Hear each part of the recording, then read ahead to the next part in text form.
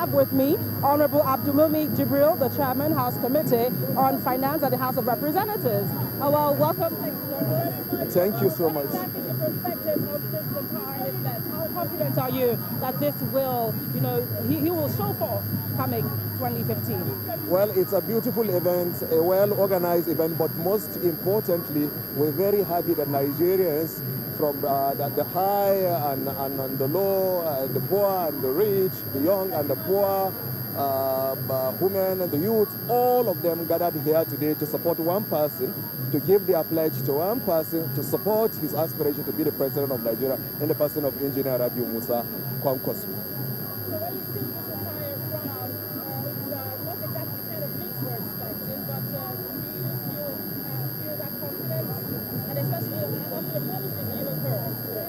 Oh, absolutely, and I can assure you that everything you've just heard him said in his speech are things that he has done in Kano, and we're convinced that he can do the same for Nigeria. When he went to Kano 3 years ago, the budget, the fiscal situation of the budget was very, very bad, and now he's turned it. Kano is operating a 75% capital budget and 25% recurrent expenditure, and all these things he has not borrowed a penny. A penny. I don't have a problem with borrowing so long as you use it for a good purpose, but he has not borrowed a penny. And now you can see all the stride in education, in the health, in empowerment, etc. We're totally convinced, a lot of Nigerians are convinced that with this man at the center, Nigeria is going to get to the destination point. You see, it's easy to make promises like we have heard in the past, and we have heard so much about governors and intending aspirants trying to solve the issue of security.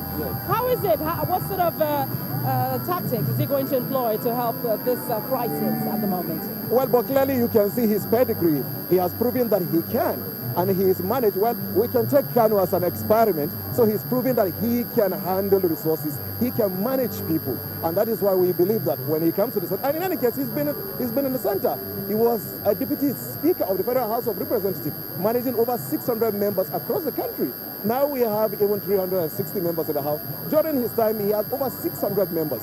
So as a federal lawmaker, as a former Minister of Defense of the Federal Republic, where he did well and actually developed the first national defense policy for the country, I think that he has had enough experience at the center to be able to do well as a president of the country. But most importantly, when you also look at his citation, this is somebody who has been in the civil service, so he knows the dynamics of the civil service. He understands it. He's been there with them. This is somebody who has been a parliamentarian, so he understands the act of negotiation between the executive and the legislature and managing chunk of people that are equals to him. This is somebody who has been in a constitutional conference, so he has an emotional connection with the constitution of the country and the process of building a constitution, amending the constitution, etc. And this is somebody who has been a minister in the center. He's been a governor. After 8 years, he was re-elected again as a governor. He's been to the Niger Delta, served in the Niger Delta Commission, representing the North, and he did very, very well there, exposing himself to the realities of the Niger Delta, the requirements that they need over there, the challenges that they are faced with, and he shared all these sentiments and challenges with them, and when he becomes president, he'll be able to address it.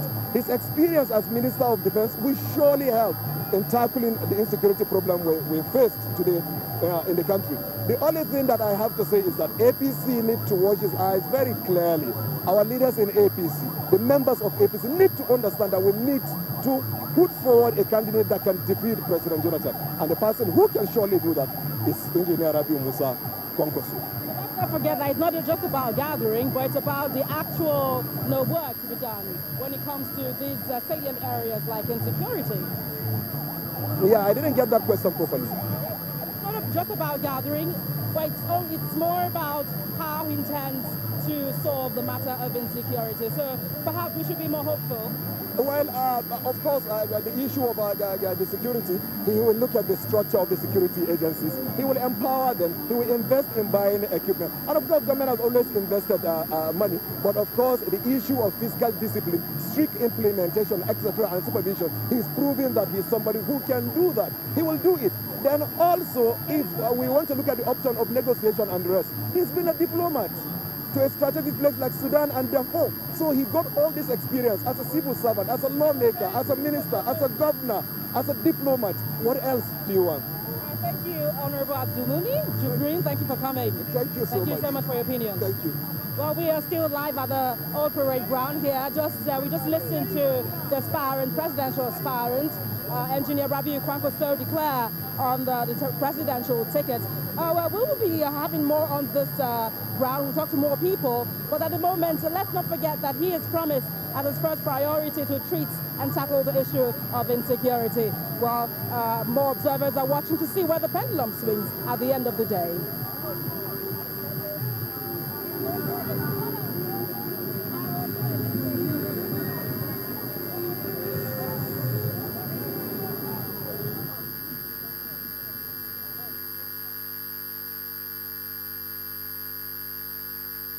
Live Channels Television event broadcasting from the Old Parade Ground in Area 11, Garki, Abuja, where the presidential aspirant of the All Progressives Congress, Governor and Governor of Kano State, Dr. Rabiu Musa Kwankwaso, officially declared his intention to run for the presidency in 2015.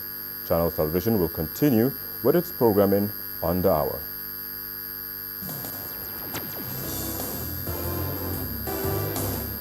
This has been a live Channels Television event.